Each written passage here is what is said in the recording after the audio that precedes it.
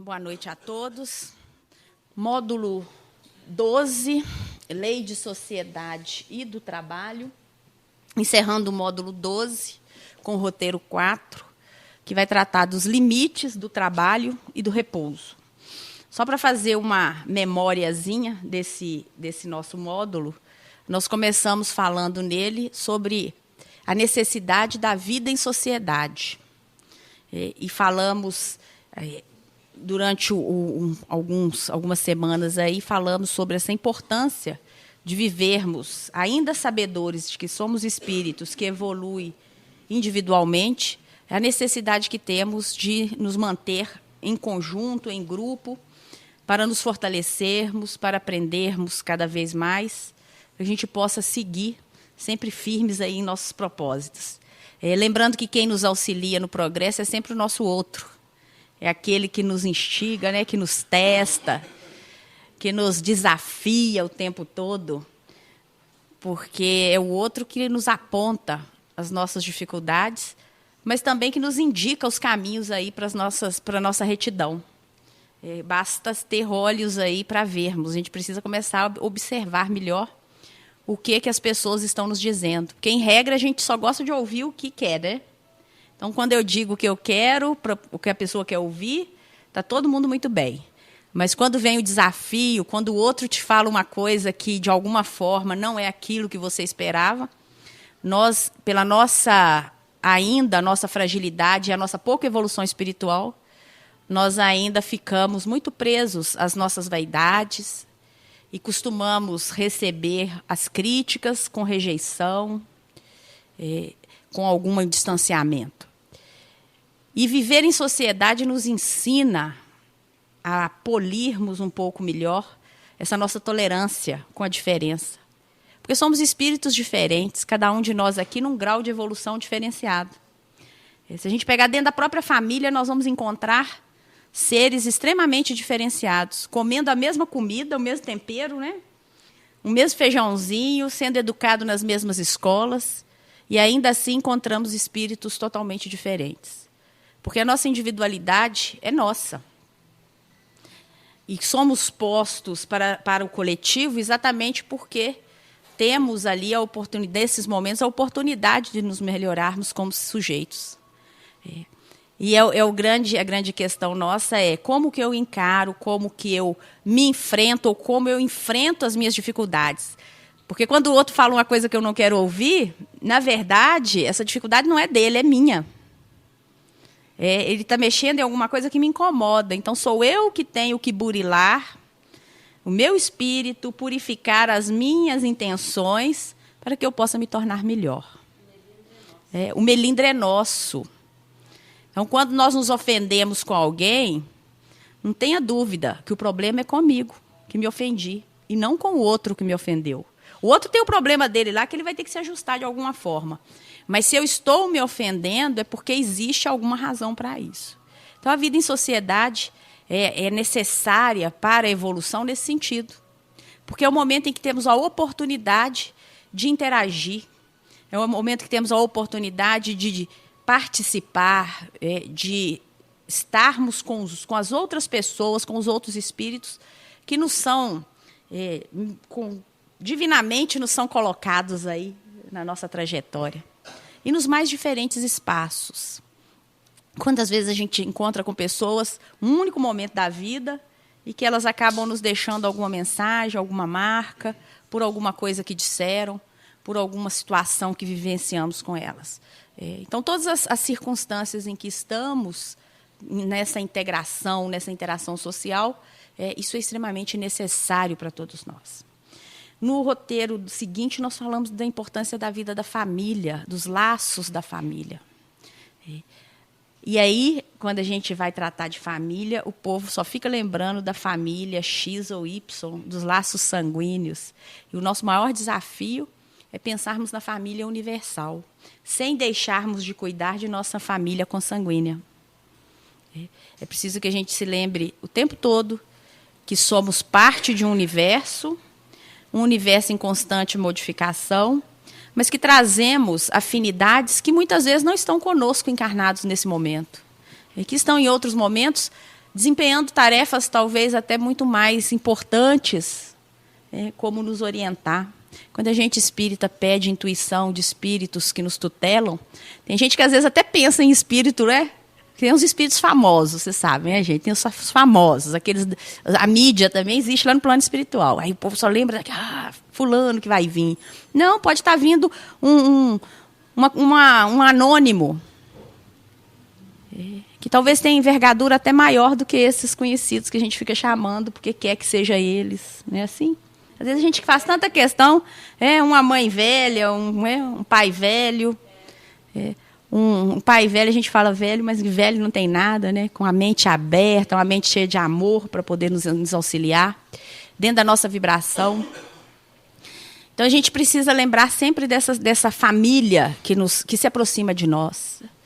E quando a gente estuda essa lição, que também é uma lição lá do Evangelho segundo o Espiritismo, que nós trouxemos aqui, é muito mais para a gente se lembrar do nosso compromisso em nossos lares. Primeiro em nossos lares. Mas aquele filho que eu tenho, eu não gosto dele. Eu queria ser mãe do outro menino, que é muito mais bonito e muito mais educado. Não importa, o seu compromisso é com aquele filho. O seu compromisso é com aquela mãe, o seu compromisso é com aquele pai e até com aquele marido, com aquela esposa. Porque são a partir dessas dificuldades que nós temos a oportunidade de demonstrar o que aqui viemos e se realmente estamos aí evoluindo, transformando os nossos vícios em virtudes. Porque às vezes fica muito tranquilo quando nos aborrecemos e atribuímos ao outro a culpa por não conviver com ele.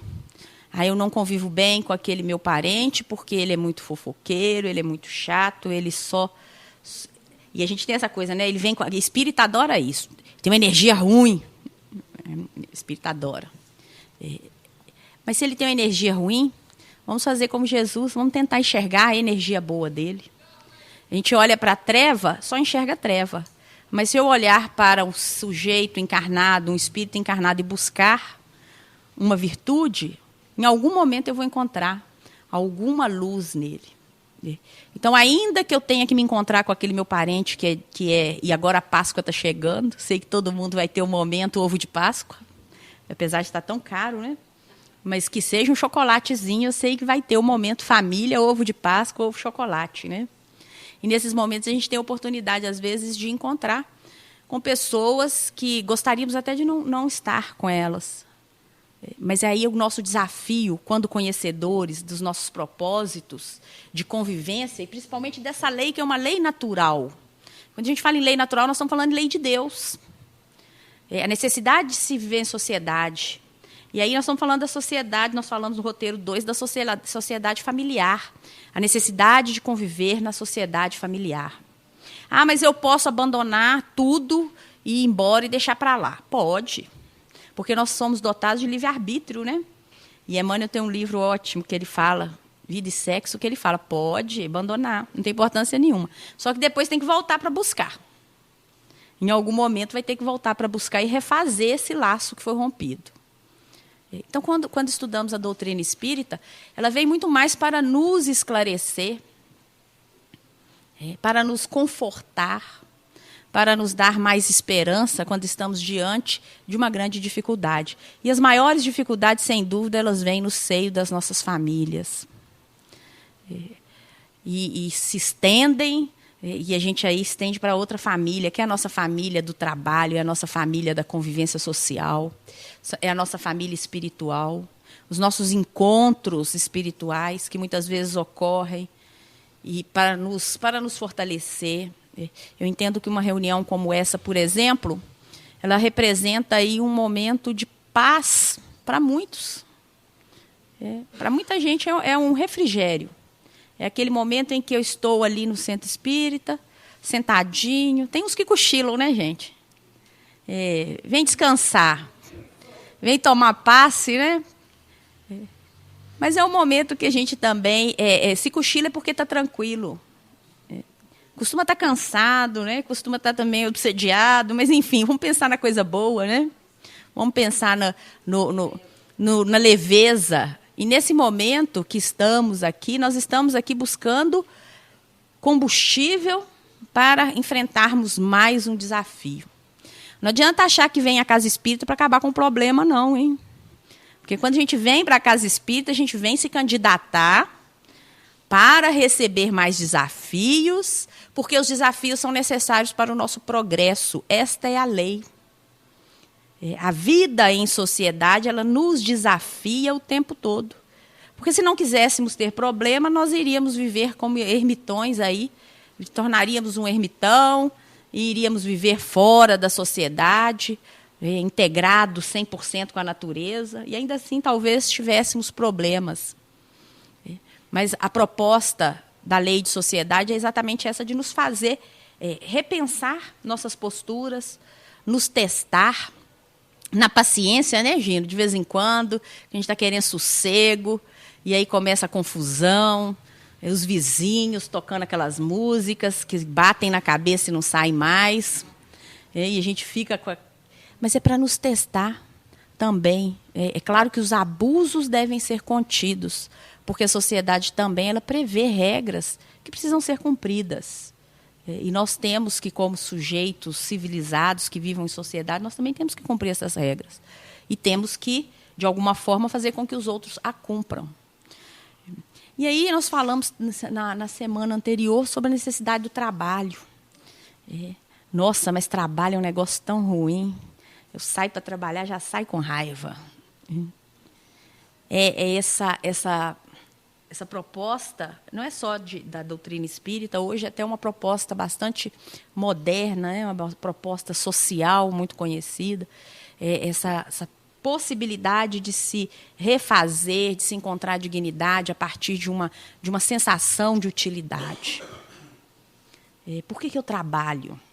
Eu tenho que encontrar naquilo que eu faço, no meu labor diário, uma utilidade, algo que me faça sentir digno de sair todo dia de manhã e saber que hoje eu exerci minha profissão com dignidade. Ainda que a minha profissão seja limpar o chão, mas eu limpei com dignidade, eu tenho certeza que quem passar naquele chão ali não vai escorregar, porque eu não deixei nenhum sabão para trás, não deixei nenhum tipo de gordura que pudesse prejudicar, pudesse dar um tombo em ninguém. As profissões mais hierarquicamente ou socialmente mais consideradas, todas elas, aos professores, aos advogados, fazer com prazer. Por quê? Porque a gente viu que quando a gente trabalha com alegria e com prazer, o nosso trabalho se torna mais gratificante e os frutos são melhor recolhidos por nós. Um dia de trabalho com angústia no coração, ele se torna anos de padecimento. Mas se eu tenho que chegar no trabalho e enfrentar aquele colega que não é gente boa, que eu chegue para ele, né, com um pouco mais de alegria, com um pouco mais de sorriso, de misericórdia. A gente fala tanto em misericórdia, a gente pede tanto a Deus por misericórdia para nós, né? Tem misericórdia comigo naqueles momentos que eu sou tão sem paciência. E quando é que nós vamos ter misericórdia com o outro? Que às vezes é chato, às vezes é aborrecido, repetitivo, invejoso. E a gente precisa aprender a lidar com isso, porque é uma lei que é necessário. Nós precisamos do trabalho, mas precisamos também dessa convivência e desses desafios. E Allan Kardec também nos lembrou que a maioria de nós trabalha, na maioria das vezes, para obter recursos, para auxiliar aqueles com quem convivemos, aqueles com quem nos comprometemos na nossa encarnação. Então, hoje, encerrando aí esse ciclo, a gente vem nesse ponto que é tão importante. Qual que é o momento de parar? Qual que é o momento de continuar? Qual que é o limite do trabalho e qual que é o limite do repouso? Porque tem alguns que trabalham em excesso. Mas aí a gente precisa pensar também que excesso para quem? Sob qual perspectiva? Para aquele que não trabalha, que acorda 10 horas da manhã, que fica assistindo Fátima Bernardes, depois ainda almoça em casa, assiste todos os programas, sessão da tarde, não sei mais o que trabalha de 8 da manhã às 6 da tarde, trabalha em excesso, concordam? Para o que não tem que acordar às 5 horas da manhã para pegar o ônibus, o que trabalha um pouquinho mais que ele pode ser em excesso.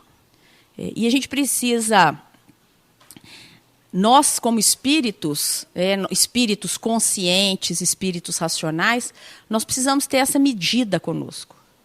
Essa medida que vai nos dizer, olha, aqui eu estou no limite, agora eu estou excedendo, preciso parar, porque existe um momento em que nós necessitamos de auxílio. E para isso a gente vai chamar aqui Joana de Ângeles, né, que é a mentora de Divaldo Franco, que num livro chamado Estudos Espíritas, ela disse o seguinte, que sendo o trabalho uma lei natural, o repouso é a consequente conquista a que o homem faz jus para refazer as forças e continuar o ritmo de produtividade. O repouso se lhe impõe como prêmio ao esforço despendido, sendo-lhe facultado o indispensável sustento nos dias da velhice, quando diminuem o poder criativo, as forças e a agilidade na execução das tarefas ligadas à subsistência. Assim, o limite do trabalho é o da própria força. Em suma, a esse respeito, Deus deixa inteiramente livre o homem. E aí eu emendei Joana de Ângeles lá na lição 638 do Livro dos Espíritos, que vai dizer que o limite do trabalho ele está no limite das forças do homem. E que nós somos inteiramente livres para definir e para estabelecer momentos ali em que temos que prosseguir e momentos que temos que rever a nossa condição, de darmos um tempo, de iniciarmos aí um momento de repouso. No livro das Leis Morais, o livro do Rodolfo Caligares, ele diz o seguinte: como é fonte de equilíbrio físico e moral, o trabalho deve ser exercido por tanto tempo quanto nos mantenhamos válidos. Vou repetir. Porque é fonte de equilíbrio físico e moral. Então, enquanto formos válidos, enquanto tivermos condição, enquanto tivermos forças, não importa se a cabeça está branca, não importa se as forças... Desculpem, não importa se estamos... politicamente é fora da faixa etária imposta socialmente. Enquanto formos capazes e nos sentirmos úteis e sermos de verdade, nos dispusermos ao trabalho, significa que nós temos ali condição plena. Porque esse trabalho que exercemos, quando temos condição de exercê-lo, é que nos fortalece, é que nos equilibra física e moralmente. Isso é bastante interessante, porque muitas vezes quando nós trabalhamos muito cedo, né? Eu sou de uma geração que começou a trabalhar muito cedo. Hoje não, hoje os espíritos estão mais inteligentes, começam mais tarde.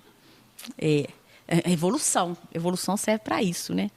Mas a gente começa muito cedo, depois fica doido contando para aposentar. Mas aposentar para quê? Aposentar ainda com plena força, se for ficar parado, vai ser para depressão. Então é preciso, se formos aposentar, vamos aposentar já pensando em qualificar, né, nossas próximas atuações. Então, quando às vezes achamos que paramos com determinadas atividades, é importante mantermos-nos ativos de alguma forma. Porque a ausência dessa utilidade, desse sentimento de que somos úteis para alguém, que é diferente do utilitarismo que alguém possa estar se lembrando aí, mas essa ideia de que podemos contribuir para o outro, que podemos, de alguma forma, somar na vida das pessoas, isso nos mantém vivos, isso nos mantém felizes, nos mantém fortes e prontos para outros desafios, não é isso? Muito bem. E aí, nessa mesma lição lá do Rodolfo Caligares, no livro As Leis Morais, ele vai lembrar que é preciso buscar a medida do equilíbrio nesta questão, evitando sempre que possível comportamentos extremos. Nem nos entregar à ociosidade degradante, que é filha da preguiça, nem nos impor um ritmo excessivo de trabalho, causador de enfermidades. Então, nem um ponto, nem o outro é bom. Quando nos entregamos também à preguiça, à ociosidade, porque tem o ócio criativo. Mas a gente sabe que a maioria do ócio que a gente vê por aí, principalmente no mundo de prova e expiação, é um ócio que não produz nada. É aquele ócio da inutilidade, da preguiça, que não vai gerar muita coisa. Nem isso e nem o excesso que possa gerar doenças, que possa trazer enfermidades, estafas, cansaços desnecessários. Existe um limite para cada um de nós aí, e como disse Allan Kardec lá no Livro dos Espíritos, lá na questão 638, esse limite é nosso. Ele é meu individualmente, para a minha condição física, é de cada um de nós, dentro da nossa limitação, a partir da avaliação da nossa condição física. Então, é muito importante que a gente também se conheça. Qual que é o meu limite? Qual que é a minha capacidade de resistência, até onde eu consigo ir e quando eu preciso parar. E, de vez em quando, a gente tem que fazer essas autoanálises aí, exatamente para que a gente possa ter qualidade de vida. Porque, às vezes, nós estamos à beira de cairmos enfermos, e não nos damos conta disso. Em outros casos, a turma está toda torcendo para você cair doente, você não cai de jeito nenhum. O que significa que seu limite é outro. Significa que a sua necessidade é diferente do outro. É isso que a espiritualidade tenta nos explicar.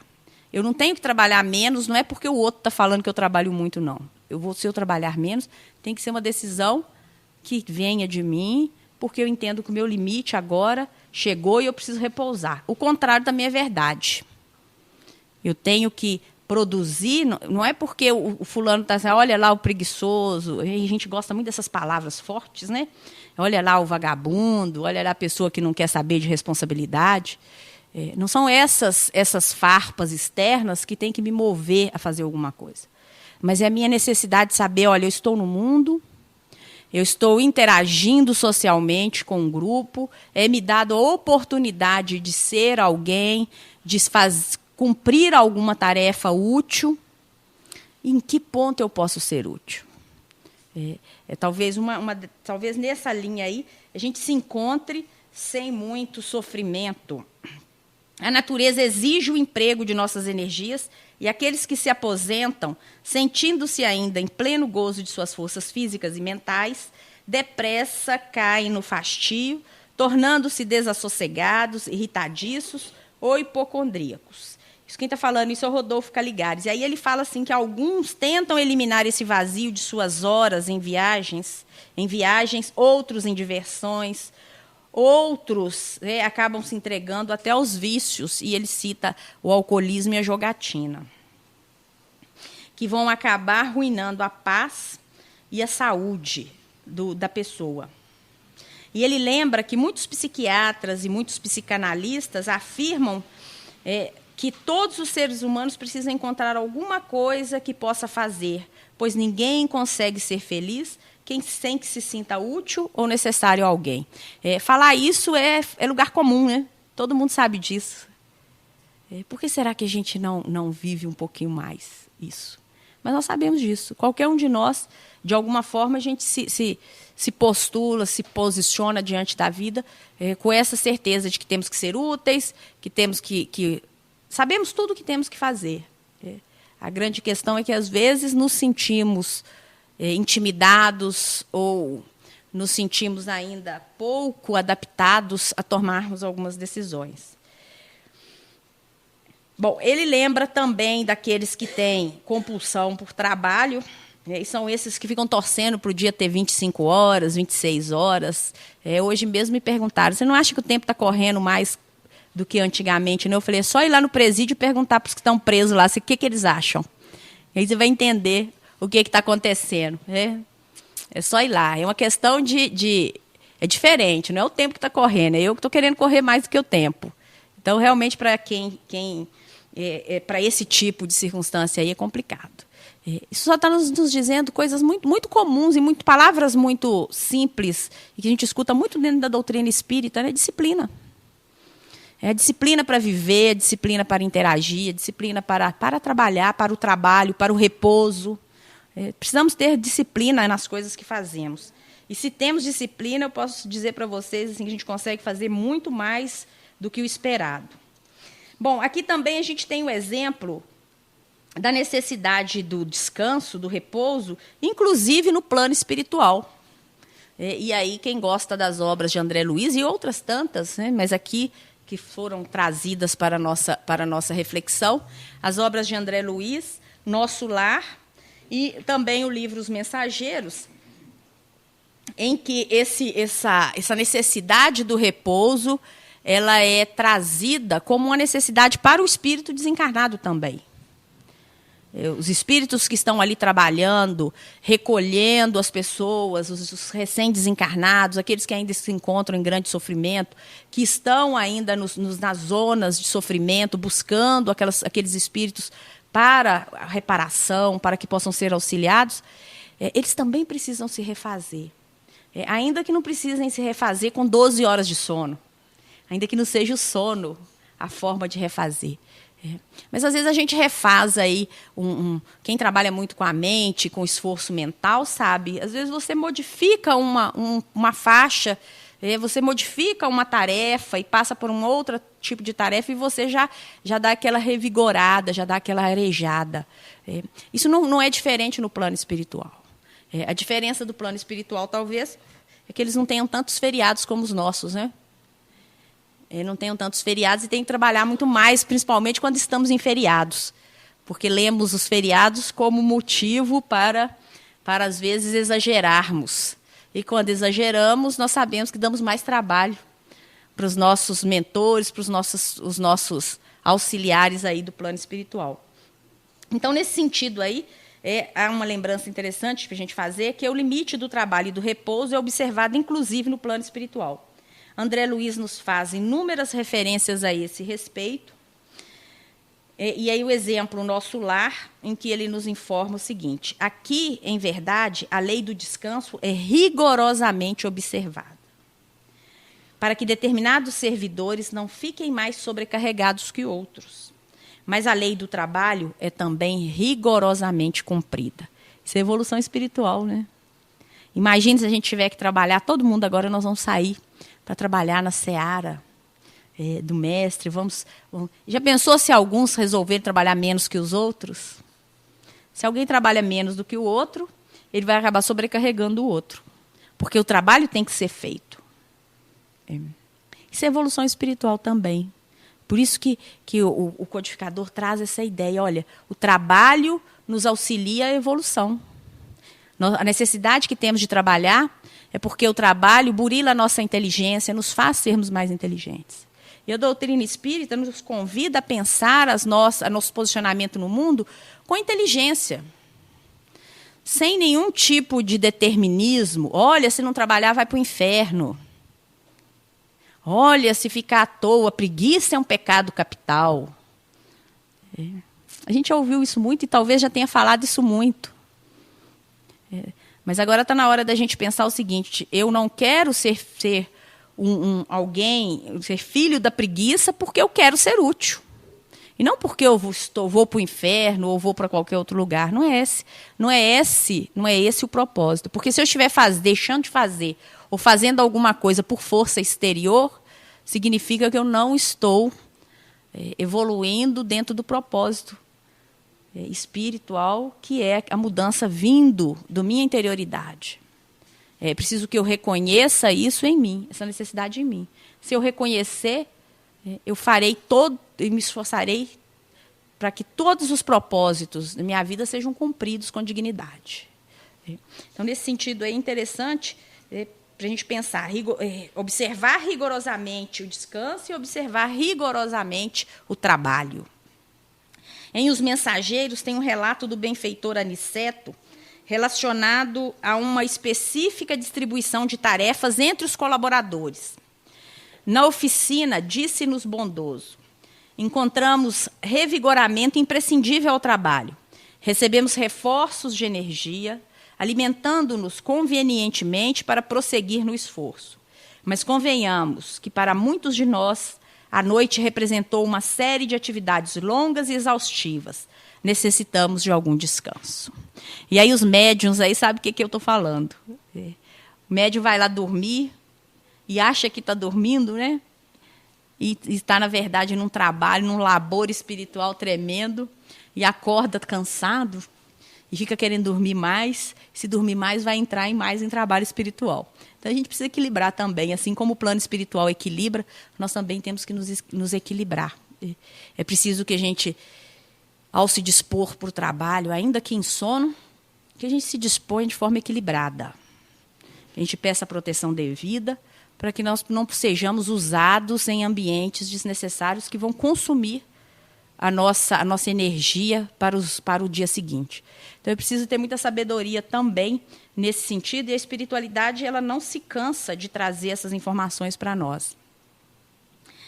Se nos propormos a relatar mentalmente à luz dos planos superiores, é indispensável que a nossa vontade abrace espontaneamente o trabalho por alimento de cada dia. No pretérito, apreciávamos, por atitude servil, de quantos caíssem sobre o ferrete da injúria.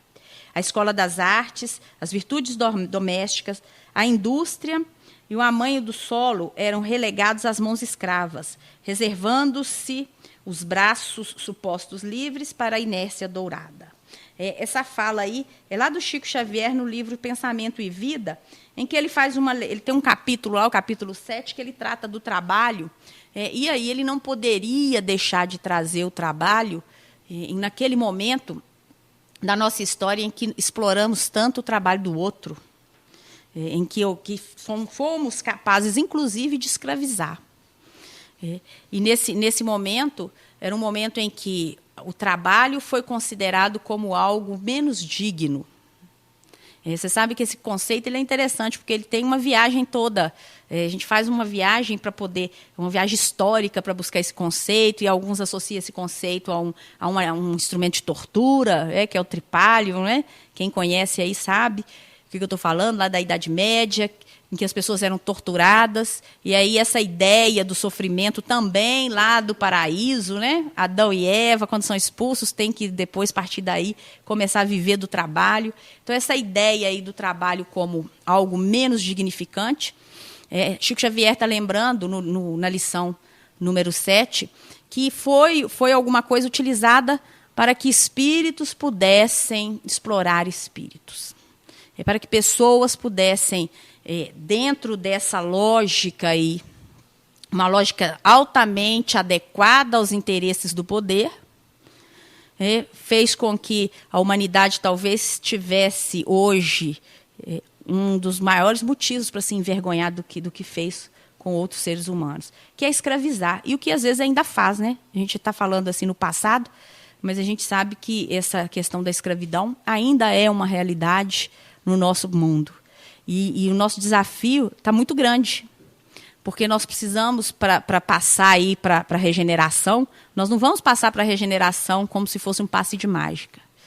Nós temos muito trabalho ainda, muito trabalho, no melhor sentido da palavra, para exercer, para conscientizar as pessoas, para que elas não explorem o próximo. E tem muita gente que, às vezes, está em postos de trabalho e se aproveitam desses postos de comando para humilhar, para tratar mal, para se aproveitar, para desviar a função. Quantas vezes a gente tem esse tipo de reclamação de pessoas que se utilizam ali do poder que detém naquele momento, de forma a fraudar, de forma a prejudicar. Isso não é menos indigno do que aqueles que utilizavam dos instrumentos de tortura para subjugar o ser humano, na época da escravidão. Então, a gente precisa pensar muito com relação a isso também. Como nos posicionamos diante daqueles que estão numa condição diferente da nossa. E se a gente ainda quiser ampliar mais esse conceito, mais essa ideia, né? Quer dizer, eu estou falando só de trabalho físico, mas às vezes nós, como espíritos, principalmente os magnetizadores, né? Nós gostamos tanto de dominar as pessoas. Às vezes a gente utiliza aí desse dom que poderia ser utilizado de uma forma, desse talento que poderia ser usado de uma forma útil, para ser útil ao outro. Nós nos apropriamos desse talento para promover a a submissão do outro, ainda que pela via psicológica, ainda que numa forma mais diluída, menos evidente. Então, Chico Xavier lembra desse tempo da escravidão explícita, mas a gente também tem que adequar as nossas lições aos dias em que estamos vivendo, aos dias atuais. E aí a gente fala de família, não é isso? Quantos aí que escravizam a própria família aos seus desejos mais absurdos e mais exóticos, mais excêntricos? Que aqui na minha casa é desse jeito, porque se não for desse jeito, não é de jeito nenhum. Isso é o maior discurso da fragilidade. Porque quando eu imponho alguma coisa, significa que eu não tenho autoridade para ser aceito da forma como eu gostaria. Então, eu tenho que impor. A força ela só é usada, o autoritarismo só é usado nos ambientes em que a autoridade legítima não é reconhecida. E aí, só para a gente lembrar, é só ir lá no Nosso Lar, né? Não sei se vocês lembram lá do Nosso Lar, quando eles perguntam, o André Luiz pergunta sobre o governador, e Elísios, acho que era Elísios mesmo, fala, olha, vamos conversar com o governador. Não, mas o governador não vai me receber. Ele fala, aqui em Nosso Lar é diferente. Ele vai te receber, sim. E aí, quando ele chega, o governador não só o recebeu, como sabia de toda a sua história, como conhecia os seus propósitos. Para nos dizer, nós que estamos, ou vocês, ou aqueles que estão aí em cargos superiores, para que pensem um pouco em como estamos tratando aqueles que nos são subordinados, com que medida estamos julgando, porque é com essa medida que seremos também julgados. E aí a gente precisa refletir muito sobre as nossas atitudes, sobre a nossa forma de pensar. Porque quando a gente traz... Senão a gente pega uma lição dessa sobre escravidão e fica lá no passado. Ah, mas isso naquele tempo, não existe mais. Não, nesse tempo de hoje a escravidão ela existe, com outras formas. Assim como o trabalho também mudou muito. As relações de trabalho hoje são muito diferentes de quando foi instituído oficialmente. E a gente consegue identificar várias relações de trabalho de forma diferente. Assim também, as relações, esse tipo de relação aí, quando existe esse tipo de exploração, também nos é muito diversificada. Porque a mente humana ela tem uma capacidade muito grande de criar. Nós somos muito mais do que imaginamos que somos. Mas somos muito criativos para o bem, mas também podemos ser muito criativos para aquilo que não é necessário para as nossas vidas. E é nesse momento que a gente precisa pensar muito, né, e trabalhar muito para que os nossos pensamentos sejam sintonizados para o bem e não para obtermos um bem imediato para as nossas vidas. O trabalho escravo ainda existe em muitas nações, inclusive no Brasil. Foi uma prática muito comum no passado. Na época exclusivamente agrícola, a produção exigia uma mão de obra permanente e não remunerada. Por muitos anos, após o período da Revolução Industrial, o trabalhador era remunerado, mas, em contrapartida, deveria assumir o ônus de uma desumana carga de trabalho, sem descanso e com pouquíssimo tempo destinado ao repouso. Nesse sentido, o Espiritismo esclarece que devemos ser muito cuidadosos, pois não é correto abusar da autoridade, impondo aos subalternos excessivo trabalho. Segundo os espíritos orientadores, quem assim procede está cometendo uma das piores ações. E lá na lição 684 do Livro dos Espíritos, a gente tem a seguinte mensagem. Todo aquele que tem o poder de mandar é responsável pelo excesso de trabalho que impõe a seus inferiores, porquanto, assim fazendo, transgride a lei de Deus. Então, encerrando os nossos estudos, encerrando o nosso módulo 12, só para a gente ficar bem afinados, aí, fechando esse estudo, na semana que vem nós já iniciamos um novo módulo. O limite do trabalho é necessário, o limite do repouso é necessário. Mas não só o trabalho e o repouso que eu imponho a mim. Quando eu estou em cargo de autoridade, também o trabalho e o repouso que eu imponho ao outro. Qualquer influência nesse sentido é responsabilidade nossa. A espiritualidade nos chama o tempo todo a revermos as nossas atitudes. E que a gente possa, a partir daí, repensar como estamos, se podemos ser mais úteis ou não, se estamos necessitando aí de mais descanso ou menos descanso. Isso aí quem vai dizer não sou eu, não é ninguém aqui, até porque não temos autoridade para tal. Quem vai nos dizer isso é a nossa intimidade. Essa é uma pergunta que a gente faz para a nossa intimidade.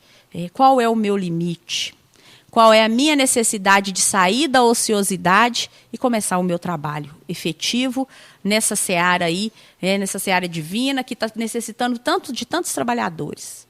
É preciso que a gente repense isso, pense, reflita, mas não fica só na reflexão, tem que também ir para o labor.